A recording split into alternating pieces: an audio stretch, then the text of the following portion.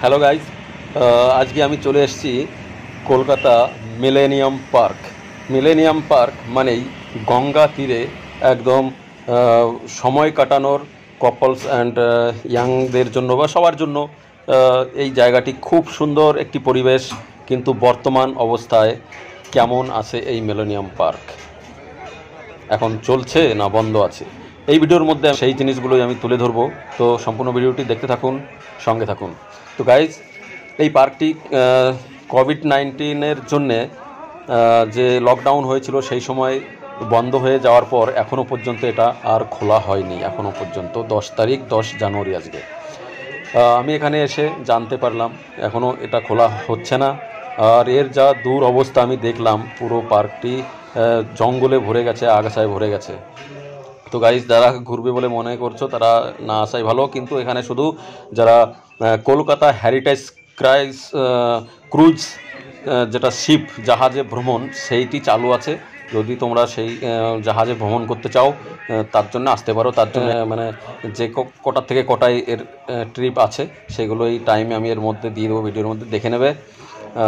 তো বর্তমানে এখানে সরকারি যেটা আছে, পশ্চিমবঙ্গ সরকার বা কলকাতা সরকারের আন্ডারে, তার একটি ক্রুজ চলছে, তার একটি নয় কয়েকটি চলছে। আর একটি আছে প্রাইভেট, এই যে সেই প্রাইভেট ক্রুজের অফিস, প্রাইভেট ক্রুজ। এই যে, তো প্রাইভেট ক্রুজের জন্য তো অনেকটাই কস্টলি। এই যে এর পিছনেই দেখতে পাচ্ছ প্রাইভেট ক্রুজ জলে, গঙ্গার জলের মধ্যে ভাসছে। আর এই দেখুন, এই যে মিলেনিয়াম পার্কের অবস্থা, পুরো জঙ্গলে ভরে গেছে। তবে আস্তে আস্তে মেনটেনেন্স হচ্ছে, তো কয়েকদিন পর হয়তো এটিকে খোলা হবে। তো জানি না। ওই দেখুন পিছনে সেই বিশাল বড় এই যে সেই প্রাইভেট ক্রুজ। এখানে চাইলে বার্থডে পার্টি, বিয়ে পার্টি বা যে কোনো ধরনের পার্টি এখানে হয়, মিটিং করা যেতে পারে বুক করে। এটা অনেকটাই মানে ব্যয়বহুল। তো যারা এই জাহাজে আগে থেকে বুকিং করতে হয় অনলাইনে বা এদের সঙ্গে যোগাযোগ করে, এখান থেকে নানান জায়গায় ভ্রমণে যাওয়া হয়, যেমন সুন্দরবন, অন্য অন্য জায়গায়। তো সেটা এদের সাথে কথা বলে নিতে হবে। অনেক ধরনের এখানে প্যাকেজ রয়েছে, সেই প্যাকেজ হিসাবেই এখানে টাকার মূল্য ধার্য করা আছে। তবে প্রাইভেটে অনেকটাই খরচা। তবে যেটা আমাদের পশ্চিমবঙ্গ সরকারের আন্ডারে রয়েছে, যেটা কলকাতা ক্রুজ, সেটি অনেকটাই কম খরচে আপনাদের স্বপ্ন পূরণ করতে পারে। অনেকেরই স্বপ্ন থাকে যে জাহাজে আমি ভ্রমণ করব, জাহাজে সাগরের মধ্যে বা গঙ্গার মধ্যে, জলের মধ্যে নিয়ে বাচ্চা বা পরিবারকে নিয়ে ঘুরবো বা এই ধরনের কিছু করার ইচ্ছা থাকে। কিন্তু অনেকেই খবর জানে না কিভাবে যাব, কোথায় গেলে এই জাহাজে আমি উঠতে পারবো।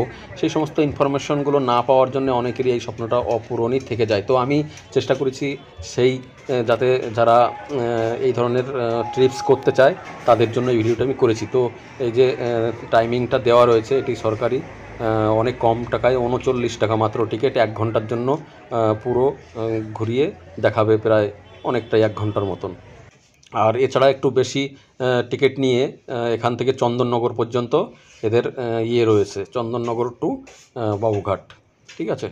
গঙ্গাসাগর মেলায় যাওয়ার জন্য এখান থেকে জাহাজের টিকিট বুকিং হয়, তারাও যোগাযোগ করতে পারো।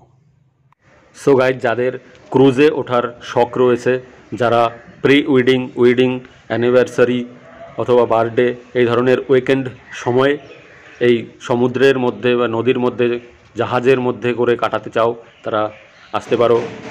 তো এখানে সোজা বাবুঘাটে আসতে হবে।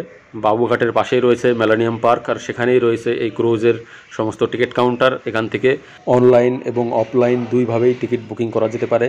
তো বন্ধুরা, ভিডিওটি কেমন লাগলো কমেন্টে অবশ্যই জানাবে। আর আমাদের পাশে থাকার জন্য চ্যানেলটিকে অতি অবশ্যই সাবস্ক্রাইব করে রাখবে।